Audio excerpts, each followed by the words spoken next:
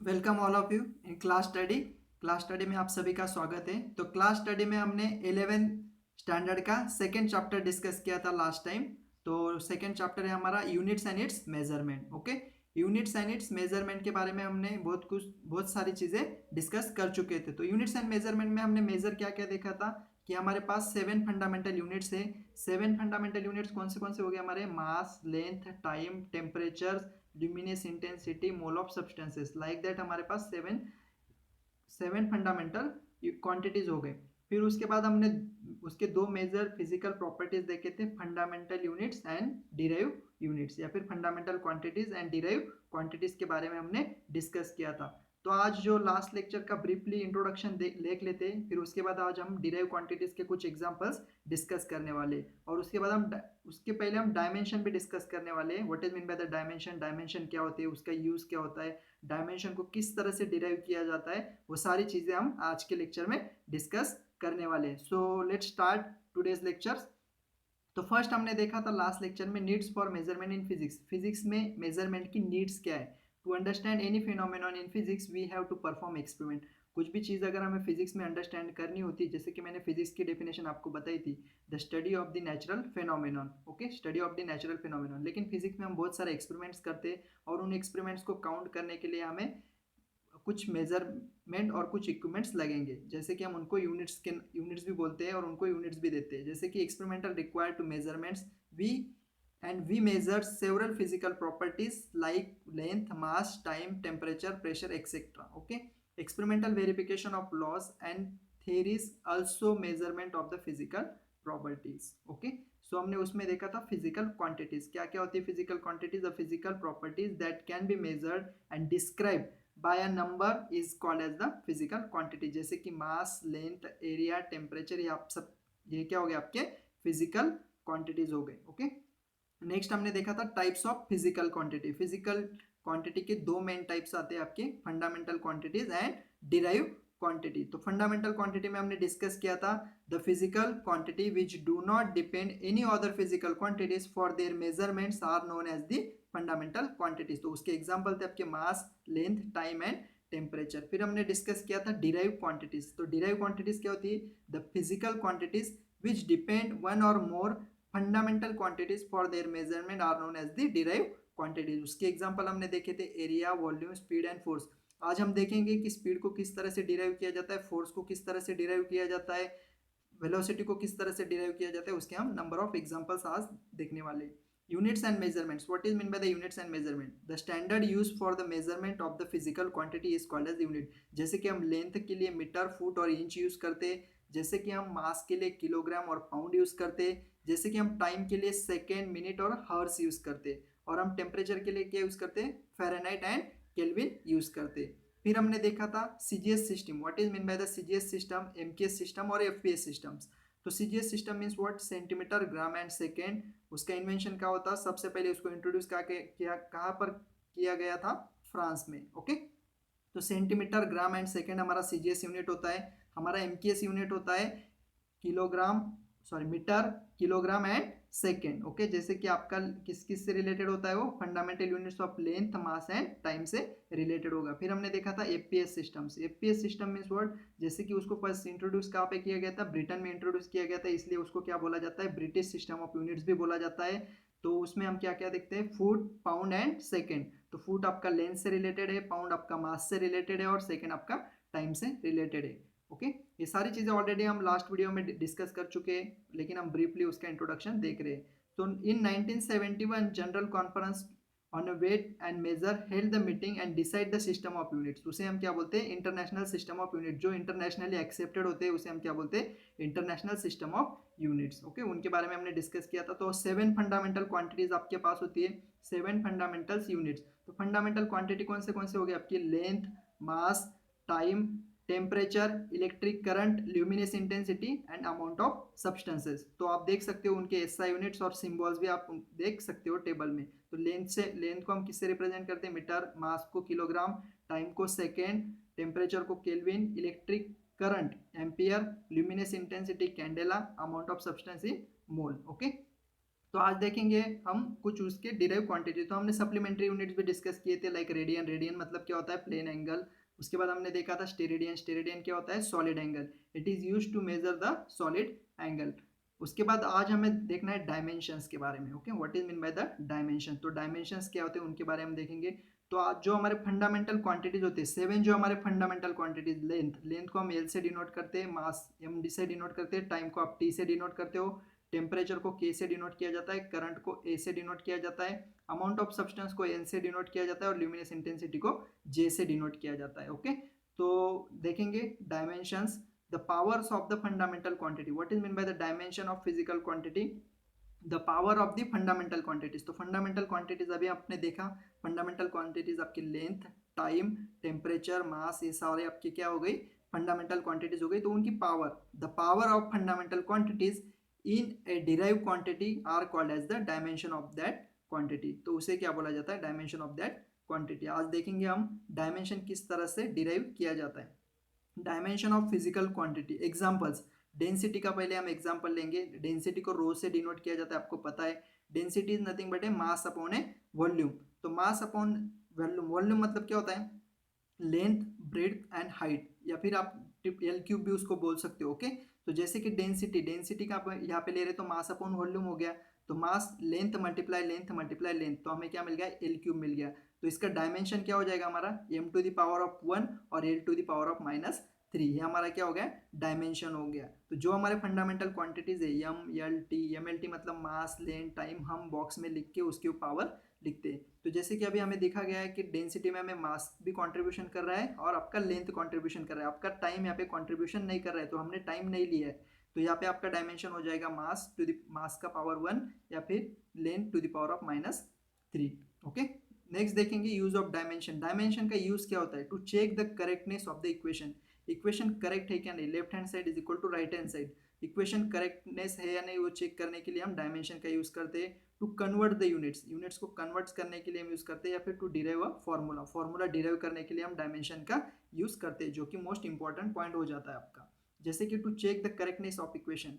To check the correctness of equation मतलब क्या, जैसे कि न्यूटन ने हमें 3 इक्वेशन दिए थे, लेकिन हमें कैसे पता चला कि वो इक्वेशन ही 3 इक्वेशन जो हमें इक्वेशन ऑफ मोशन दिए न्यूटन ने वो करेक्ट ही है। जैसे कि उसने फर्स्ट इक्वेशन दिया था, न्यूटन ने हमें फर्स्ट इक्वेशन दिया था, v is equal to u plus a t. Okay, next हमें इक्वेशन दिया था न्यूटन्स ने, s is equal to u t plus half a t square, और थर्ड इक्वेशन दिया था v square minus u square is equal to twice a s. ये 3 equation आपको पता होगी, आप 9-10 स्टैंडर्ड में आपने पढ़ा भी होगा। ओके, तो उसका ही सेकंड इक्वेशन हम आज डिस्कस करेंगे। वो देखो, आप देख सकते हो, consider the equation of displacement. Second equation आप डिस्कस कर सकते हो, जैसे कि delta x is equal to v one t plus half a t square. V one t मतलब क्या, initial velocity multiply time plus half a t square.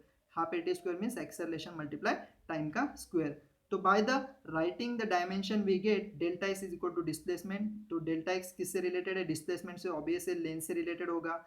v1t मतलब क्या हो गया, initial velocity multiply time, velocity multiply time.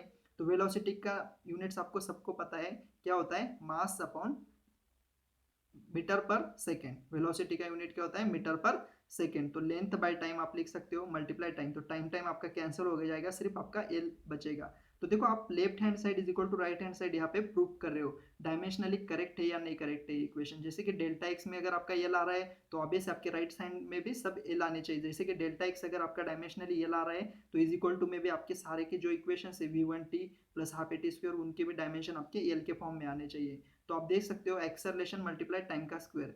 तो acceleration का unit क्या होता है हमारा, metre per second square. Metre per second means what, metre हम लेंथ से रिलेटेड है, और टाइम का स्क्वायर मल्टीप्लाई टाइम का square. Okay, acceleration into T square दिया है ना, तो टी स्क्वायर तो आपका कैंसिल हो गया, टाइम स्क्वायर आपका क्या हो गया, कैंसिल हो गया, सिर्फ क्या बचा आपके पास, एल बचा। तो आप देख सकते हो कि left hand is equal to right hand proof हो गया। लेफ्ट हैंड में भी हमें एल मिल रहा था, तो राइट हैंड में भी हमें एल ही मिला। ओके, तो ये इक्वेशन क्या आपका डायमेंशनली करेक्ट है। तो इस तरह से आप डायमेंशनल से उसको प्रूव कर सकते हो। This the dimension of each terms are same, सभी टर्म्स की डायमेंशन क्या आपकी सेम है, तो आप बता सकते हो कि इक्वेशन डायमेंशनली करेक्ट है। उसी तरह से आप इक्वेशन फर्स्ट जो है v is equal to u plus a t, उसको भी चेक कर सकते हो। उसी तरह से आप थर्ड इक्वेशन जो है v square minus u square is equal to twice s, उसको भी आप चेक कर सकते हो। ओके, सो हम नेक्स्ट देखेंगे कुछ एग्जांपल्स, डिराइव क्वांटिटीज के कुछ एग्जांपल्स हम देखेंगे। जैसे कि speed, what is mean by the speed, speed is nothing but the rate of change of distance with respect to time. Okay, तो उसका यूनिट होता है मीटर पर सेकेंड। तो मीटर पर सेकंड अगर उसका यूनिट हो गया तो मीटर तो लेंथ से रिलेटेड हो गया, टी मतलब टाइम, सेकंड मतलब टाइम से रिलेटेड हो गया, तो आप उसका डायमेंशन लिख सकते हो m0l1 t⁻⁻1। उसी तरह से आप वेलोसिटी का भी लिख सकते हो। वेलोसिटी की डेफिनेशन होती है आपकी the rate of change of displacement with respect to time. So उसका यूनिट भी हो गया मीटर पर सेकेंड, तो आप लिख सकते हो मीटर लेंथ से रिलेटेड होता है, सेकेंड आपका टाइम से रिलेटेड, तो m0l1 t⁻⁻1 उसका भी डायमेंशन आपको मिल जाएगा। उसके बाद आप एक्सेलरेशन का लिख सकते हो। What is mean by the acceleration? The acceleration is nothing but the rate of change of velocity with respect to time. उसको इस तरह से भी लिखा जाता है initial velocity, final velocity minus initial velocity with respect divided by final time minus initial time. Okay, the rate of change of velocity with respect to time, उसको इस तरह से भी लिखा जाता है। तो उसका यूनिट हो जाता है आपका metre per second square. Acceleration का यूनिट हो जाता है मीटर पर सेकेंड स्क्वायर, तो आप उसका डायमेंशन लिख सकते हो m0l1 t⁻⁻2। ओके, नेक्स्ट आप देख सकते हो फोर्स। फोर्स का आप लिख सकते हो मास into acceleration, Newton second law. Force को किस तरह से आप लिख सकते हो? मास इनटू एक्सेलरेशन। तो फोर्स के बारे में तो आप फेमिलियर हो, force is nothing but push और पुल। फोर्स क्या होता है? सिंपली आपका पुश और पुल होता है। लेकिन न्यूटन ने जो हमें इक्वेशन दी, Newton equation first inertia laws, inertia laws से रिलेटेड है। सेकंड इक्वेशन क्या है? Mass into acceleration. और थर्ड इक्वेशन क्या है? Equal and opposite reaction. तो उसका ही हमने सेकंड इक्वेशन लिया है, न्यूटन का सेकंड इक्वेशन, उसको हमें डायमेंशनली प्रूव करना है, डिराइव क्वांटिटीज करनी है। तो force is equal to what? Mass into acceleration, Newton का सेकंड लॉ हमने लिया है।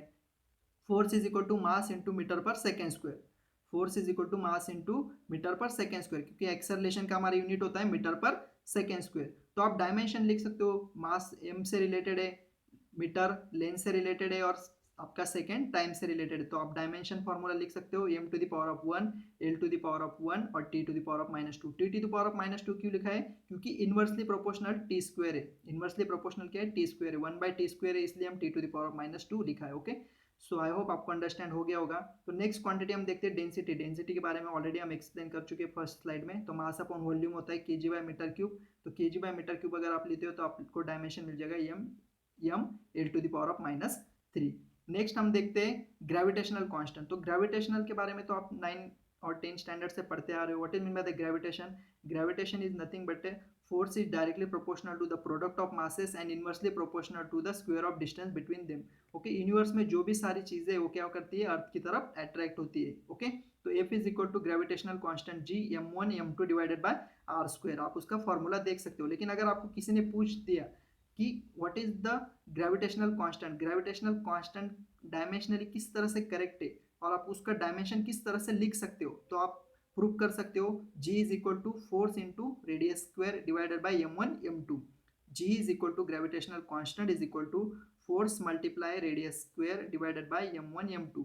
ओके, सो फोर्स का डायमेंशन तो आपको ऑलरेडी पता है, हम लास्ट स्लाइड में डिस्कस कर चुके हैं। तो फोर्स का डायमेंशन होता है हमारा m l t⁻⁻2। और रेडियस मतलब किससे रिलेटेड होगा? आपका रेडियस ऑब्वियस है डिस्टेंस से रिलेटेड होगा, तो डिस्टेंस मतलब क्या? लेंथ से रिलेटेड होगा, एल स्क्वायर हो जाएगा। और आपके मास दिए m1 m2। ओके, m दिए, तो m1 is equal to m2 है आपका यहाँ पर, तो m आपका कैंसिल हो जाएगा।